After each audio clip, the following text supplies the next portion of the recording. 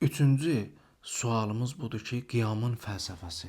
İmam Hüseyn əleyhissalamın qiyamının fəlsəfəsi nədir? Əgər biz bu sualın cavabını bilmək istəyiriksə, məndən də daha yaxşı digər yerlərdə alimlərimiz, ruhanilərimiz, İslamşünaslarımız bu suallara cavab verirlər. Mən də öz növbəmdə İmam Hüseyn əleyhissalamın mübarək kəlamından bu suala cavab verim və bilək ki, İmam Hüseyn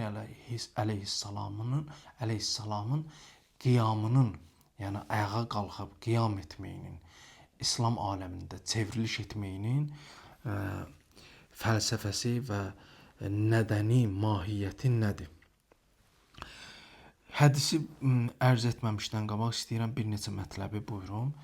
O da bundan ibarətdir ki, hər bir ağıllı bir şəxs bilir ki, 72 nəfərlə 30 min nəfərin qarşısında dayanmaq bərabərdir ölümə. Deməli, burada bir dənə hədəf olmalıdır, bir dənə məqsəd olmalıdır ki, o məqsədə görə 72 nəfəri qurban verəsən və öz yaxınları və əhli əyalı, qadınları, uşaqları da əsir verəsən. Bu mahiyyət nədir? İslamın dirilişi, İslamın yenidən bərpa olmağı. Yoxsa ki, 72 nəfərlə 30 min nəfərin qarşısında hansısa bir dünyavi işlərə görə Allah eləməmiş İmam Hüseyn kimi pak və mütəhhər şəxs gəlib dayana bilməz. Biz bilirik ki, İmam Hüseyn əleyhissalamın Kərbalada qiyamı ilə Peyğəmbərin vəfatı və yaxud şəhadətinin arasında olan fasilə 50 ildir. Peyğəmbər hicrətin 11-ci ilində vəfat edib, hicrətin 61-ci ilində də Kərbala hadisəsi olub. Bu arada 50 il arada Həzrət Əli əleyhissalamın 4 il 9 ay və yaxud 4 il 1 ay xilafətinə çıxmaq şərti ilə qalan illər o qalan illərdə xilafətçilik edən insanların ki, hansı ki Muaviyyədir, Osmandır, Ömərdir, Əbu Bəkirdir, bunların xəlifəlik dövrləridir ki, bunların xəlifəlik dövründə olunan hadisələr insanları dindən, Peyğəmbərin həqiqi dinindən, həqiqi o göstərişlərindən, qanunlarından çox uzaq eləmişdi. Buna sadə bir misal istəyirəm vurum ki, sünni mənbələrində də var. Ömər öz 10 illik xilafətində buyurur ki, 10 illik xilafətində belə bir söz nəql edirlər Ömərdən ki, deyir, Ləvla Əliyyun ləhələkəl Ömər. Əgər Əli əleyhissalam olmasaydı, Ömər həlak olardı. Niçin ki? Çünki hüquqi məsələlərdə xüsusilə insanlar üçün xəlifə idi Peyğəmbərdən sonra ona üz gətirəndə o məsələləri çözə bilmədiyinə görə, həll etmədiyinə görə Əli əleyhissalama müraciət edirdi və Əli əleyhissalam da İslamın qalmağı üçün, müsəlmanların vəhdəti üçün bu məsələləri çözürdü. Sonunda Ömər kimi şəxsiyyət bu sözü dedi ki, Ləvla Əliyyun əleyhissalam ləhələkəl Ömər. Əgər Əli əleyhissalam olmasaydı, Ömər həlak olardı və digər xəlifələr də həmçinin. Yəni istəyirəm bunu deyim ki, bu fasilədə artıq elə bir vəziyyətə gəlmişdi ki, vəziyyət elə bir yerə gəlmişdir ki, İmam Hüseyn əleyhissalamın qiyamdan başqa heç bir çarəsi yox idi. Sonra da ki, Yezid özü İmam Hüseyn əleyhissalama xəbər göndərir ki, mənimlə beyət eləsinlər, əgər beyət etməsələr, onların başını kəsin və gətirin. Bu sözlər hamısı xüsusilə sünni mənbələrində, əhl-i sünnə qardaşlarımızın mənbələrində vardır. Amma istəyirəm İmam Hüseyn əleyhissalamın qardaşı İbn Hənəfiyyə nəql et, yəni vəsiyyətnaməsindən olan mübarək kəlamı sizə çatdırım ki, İmam Hüseyn əleyhissalamın qiyamının fəlsəfəsi bizə aşkar olsun. İmam öz vəsiyyətnaməsində, yəni qardaşı Muhammed İbn Hənəfiyyə olan vəsiyyətnaməsində belə buyurur ki, İnni ləm əxruc əşirən və la bətirən və la mufsidən və la zalimən. Mən deyir, evimdən xaric olmuram, yəni qiyam etmirəm, xuruc etmirəm, xaric olmuram ki, yəni xoş yaşamaqdan ötürü və nankorluqdan, naşükürlükdən ötürü və yer üzündə fəsad törədim və yaxud zülm eləyim, bunlara görə mən qiyam etmirəm. Və innəmə xərəctu li tələbil islahi fi ümməti cəddi sallallahu aleyhi və aleyh. Mən deyir, yalnız və yalnız buna görə xaric oluram və qiyam eləyirəm ki, cəddimin ümmətində islahat işlərinin tələbi üçün, yəni vəziyyət dedik də tarixdən misal götürdük və o arada olan fasilə ki var, onu da dedik ki, yəni insanlara elə bir şəxslər xəlifə olub ki, bu insanlar öz dilləri ilə deyiblər və etiraf ediblər ki, əgər Əli əleyhissalam olmasaydı biz həlak olardıq. Adama sual verərlər, əgər sən bu ümmətin məsələlərini, problemlərini çözə bilmirsənsə, səndə bu güc və qüdrət, elm, hikmət və paklıq, ismət yoxdursa, sənin xilafət kürsüsündə nə işin var? Səni kim seçib? Kim seçib? Kim səni o xilafətə otuzdurub? Allah, Peyğəmbər, kimin icazəsi ilə oturmusan sən?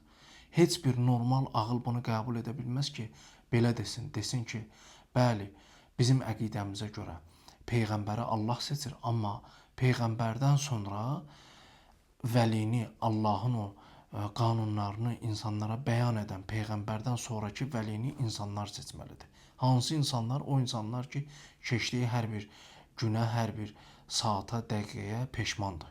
Bu peşman olan insan bəşəriyyət üçün necə hakim seçə bilər? Hakimi yalnız və yalnız Allah seçə bilər. İmam Hüseyin əleyhissalam buyurur ki, mən cəddim Peyğəmbərin ümmətində o yaranan fəsadı islah eləmək üçün, islahatı tələb etmək üçün qiyam etmişəm, xaric olmuşam. Buyurur ki, uridu ən amura bil məruf və ənha ənil münkər. İstəyirəm ki, insanları yaxşılığa əmr edim, əmr bi məruf eləyim və nəhyəz münkər eləyim, pisliklərdən çəkindirim və əsirə bisirəti cəddi və Əbi Ali ibn Əbi Talib və istəyirəm ki, cəddimin, yəni o qanun qayda ki, mənim cəddim Peyğəmbər və atam Əli əleyhissalam o qanunla, o sirətlə, o usulla ki, yaşayırdılar, mən də onlarla yaşayayım. Bax, bu hədisdən məlum olur ki, İmam Hüseyin əleyhissalamın qiyamının fəlsəfəsi nə idi? İmam Hüseyin əleyhissalam istəyirdi ki, insanların arasında İslam ideologiyasını və İslam sistemini bərqərar eləsin. Niyə?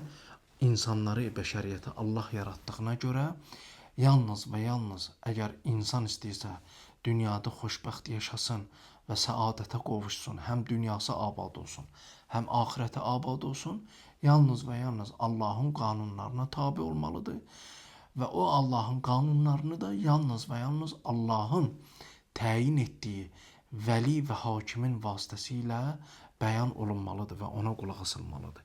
Bununla da məlum olur ki, İmam Hüseyin əleyhissalamın qiyamının fəlsəfəsi nə idi? Və burada istəyirəm bu sözü də sizin nəzərinizə çatdırım. Bəziləri nəticə ilə hədəfi səhv salırlar. Deyirlər ki, İmam Hüseyin əleyhissalamın hədəfi şəhadət idi. Xeyr, İmam Hüseyin əleyhissalamın hədəfi və məqsədi İslam sistemini bəşəriyyətin və xüsusilə müsəlmanların arasında bərqərar etmək idi. Ki, bu ayələr, bu hədisləri biz deyirik, bunlar bu sözə dəlildir və şahiddir. Amma İmam Hüseyin əleyhissalam gəlir Kərbəlada ki, İmam Hüseyin əleyhissalam da əvvəldən bilirdi ki, hansı nəticə ilə bu hadisə nəticələnəcək, ağanın mübarək qanı ilə, şəhadəti ilə, yəni bu din bərqərar olacaq, bərpa olacaq, bunu bilirdi. Çünki 72 nəfərlə 30 min nəfərin qarşısında Kərbəlanın isti torpağının üstündə susuz və ac olaraq nə qədər insan döyüşüb insan öldürə bilər. Yorulursan, susuzsan, acıyırsan və o tərəfdən də düşmən namərdcəsinə döyüşür. Kənardan dayanır, oxların vasitəsilə vururlar və səni taqətdən üzr istəyirəm. Səni taqətdən salırlar, ondan sonra səni şəhadətə yetirirlər. Bunu İmam Hüseyin əleyhissalam bilirdi. Bilirdi ki, şəhid olacaq və bu şəhadətinin nəticəsində, tökülən pak qanların nəticəsində Allahın dini bərqərar olacaq. Günlərin bir günü Muaviyə əleyhilə-Haviyə yanındakı bir şəxsə deyir ki, azan verilir, minarədən azan səsi gəlir. Deyir ki, nə qədər ki bu minarələrdən bu səs ucalır və azan verən müəzzin deyir ki, şəhadət verirəm ki, Muhammed Allahın rəsulu və elçisidir. Allahın salamı olsun ona və onun pak əhli beytinə. Deyir ki, nə qədər bu səs minarələrdən gələcək, biz qalib sayılmırıq, biz məğlub sayılırıq. Bax, İmam Hüseyn əleyhissalamın da hədəfi bu idi ki, dini bərqərar eləsin.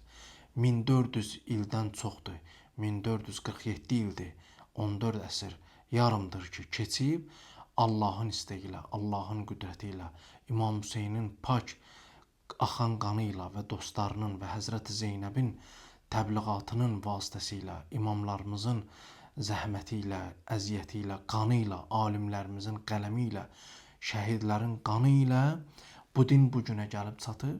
Heç kim bu nə bayrağı, nə Qur'anı, nə hədisi aradan aparıblar. Niyə? Çünki Allah Teala Qur'an-ı Kərimdə buyurur ki, biz bu Qur'anı nazil etdik və onu da biz qoruyacağıq. Amma 5-ci və sonuncu söz ki, istəyirik İmam Hüseyn əleyhissalamdan sizə bir dənə hədis hədiyyə edək. İmam Hüseyn əleyhissalam buyurur ki, "Ləvla thalatatun ma vəzə ibnu Adəmə rə'səhu li şeyin."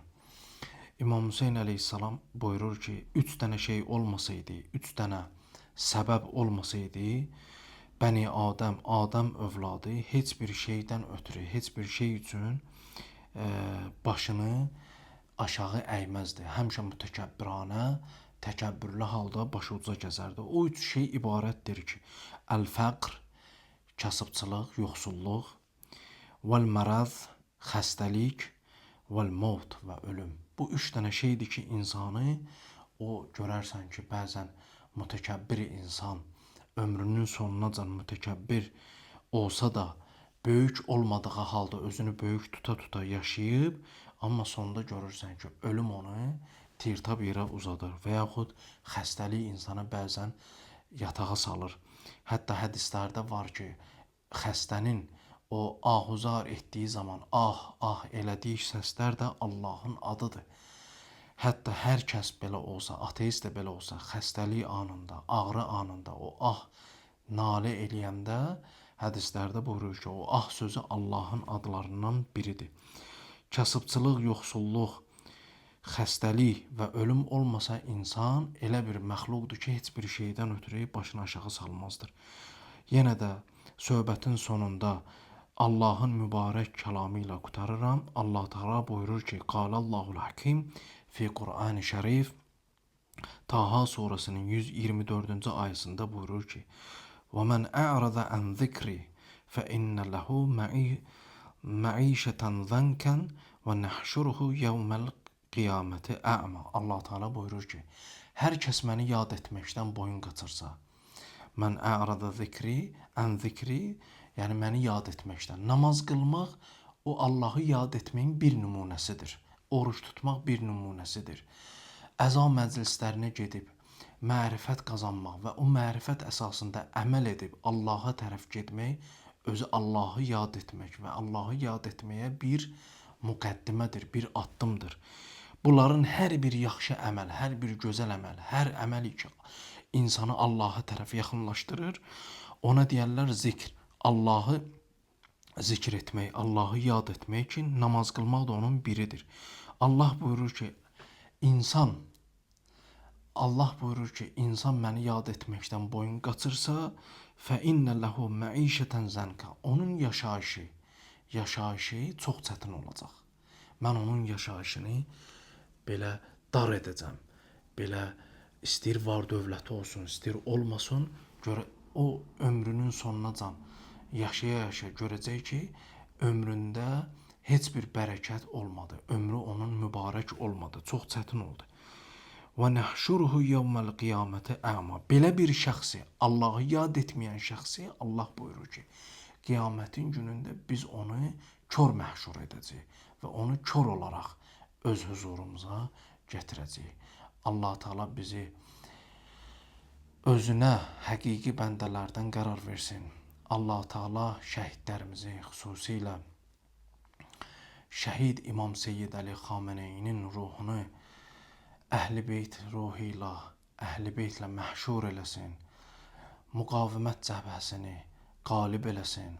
Düşmənləri məğlub eləsin inşallah. Allah hər nə yaxşı nemət var müsəlmanlara əta eləsin. Allah inşallah tezliklə İmam Zaman ağanın zuhurunu tezləşdirsin və Allah bütün alimlərimizin, xüsusilə İmam Seyyid Mujtaba Xameneyinin canını yerin göyün bəlalarından, insin və cinnin şərrindən hifz eləsin, qorusun. Allah müsəlman ümmətini, müsəlman millətini yerin göyün bəlalarından, insin və cinnin şərrindən hifz eləsin, qorusun. Vəssalamu aleykum və rəhmətullahi və barakatuhu.